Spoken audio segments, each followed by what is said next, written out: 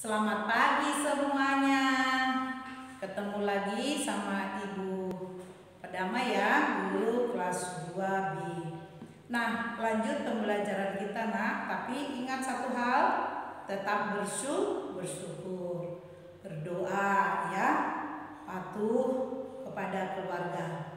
Itu selalu pesan Ibu. Nah, lanjut pembelajaran kita di tema 7, yaitu kebersamaan. Di situ kita lihat macam-macam cerita dongeng di buku cetakmu, yaitu tema 7, banyak cerita. Jadi perlu kamu baca. Kalau banyak baca itu banyak memahami dan menghayatinya. Nah, yang benar diambil, yang salah jangan diambil. Nah, tokoh-tokoh dalam bacaan itu tersebut juga ada itu yang dipakai suatu hal. Nah, macam-macam cerita dongeng itu salah satunya ya, kisah persatuan dan kerjasama semut, kakak dan kura-kura, kisah si semut dan sang raja lalat, beruang dan lebah, kancil dan buaya, persahabatan anjing dengan kucing, persahabatan sang semut dan gajah, kakak kecil dan ular kecil, kisah kupu-kupu dan ayam, asal-usul nama kota Surabaya. Tolong dibaca ya ceritanya, enak kok. Nah, tapi semua ini disebut dongeng. Apa sih dongeng? Dongeng adalah cerita penuh khayalan yang dianggap masyarakat terjadi. Ya, jadi sebenarnya dongeng itu bohong, ya, tidak nyata, tidak benar. Nah, dialog adalah percakapan satu orang atau lebih dalam cerita. Ya, itu dalam cerita. Jadi ketika kita membuat sebuah cerita, itu cerita dongeng, ya, yang kita hayalkan bisa membuat yang satu atau lebih dari satu untuk dialog cerita tersebut. Nah, apa sih fabel? Fabel adalah cerita yang para pelakunya hewan. Jadi ini semuanya termasuk bisa fabel. Setiap sebuah cerita yang pelakunya atau tokohnya hewan, yang itu cerita fabel. Nah, fiksi adalah cerita atau latar yang berasal dari imajinasi, dengan kata lain tidak secara ketat berdasarkan sejarah atau fakta, ya, tidak real.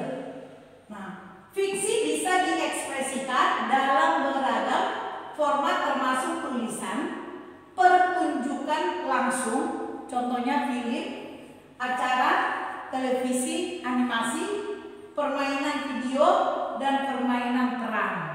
Itulah fiksi.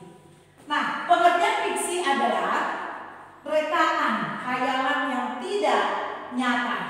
Tidak nyata ya, berarti tidak benar. Sastra, susastra, cerita rekaan. Contohnya itu kalau dulu banyak beredar novel ya. Buku novel itu ya karangan fiksi itu. Nah, baru roman gitu. Cerita fiksi adalah cerita yang benar-benar hasil rekayasa sang penulis. Jadi tidak ada kejadian nyata, tidak ada yang benar. Walaupun ada kesamaan nama tokoh dan kemiripan kejadian di masyarakat itu, hanya kebetulan saja. Nah, kira-kira begitulah ceritanya. Jadi ingat, dongeng adalah cerita bohong atau hayalan. Jika peran atau pemain atau tokoh peran cerita tersebut hewan, itu disebut fabel. Ingat itu ya. Jadi semua cerita yang diperankan oleh hewan itu adalah tidak nyata. Ya, tidak betul-betul cerita legenda. Beda. Kalau legenda cerita masyarakat, ya, yang pernah terjadi, itu betul-betul terjadi. Contohnya dari Jawa Barat, si Upi ada ya, atau siapa ya yang tenggelam yang tidak mengakui ibunya, masih ingat? Malik Kundang. Nah itu. Nah ini hanya mengingatkan sepintas selalu kalau kata tanya ya, kapan kamu datang, mengenai waktu ya, waktu. Nah kapan saya menjumpai kamu nanti ya. Nah kapan saya datang ya. Nah mengenai waktu. Bagaimana? Mengenai keadaan. Bagaimana kabarmu? Ya itu tanya, itu keadaannya. Berarti tentu jawabannya sehat-sehat atau sedang sakit atau apa. Itu keadaan. Jadi kamu kalau disuruh membuat suatu kalimat tanya yang bagaimana, ingat tentang keadaan. Nah siapa menanyakan orang? Apa menanyakan sesuatu benda? Berapa menanyakan harga? Ingat ya. Nah tanda baca. Tanda baca titik itu sudah menyudahi kalimat berita. Ya kalimat berita baru langsung titik, bukan seru. Kedua, tanda baca tanya seperti ini. Sesudah ada kata tanya seperti ini, jangan lupa memakai tanda tanya. Ya. 3, koma. Berarti koma berhenti sejenak. Ya. Jadi kalau membaca itu atau membaca dongeng nanti, cerita supaya enak didengar, enak dihayati, dipahami, kamu harus mengikuti tanda-tanda bacanya. Pasti banyak tanda-tanda bacanya ya. Titik berhenti sebentar. Nah, tanda kutip. Tanda kutip ya. Ada tanda kutip di atas. Terus tanda seru. Nah, ya, tanda seru. Nah, kalimat kapital adalah kalimat huruf besar.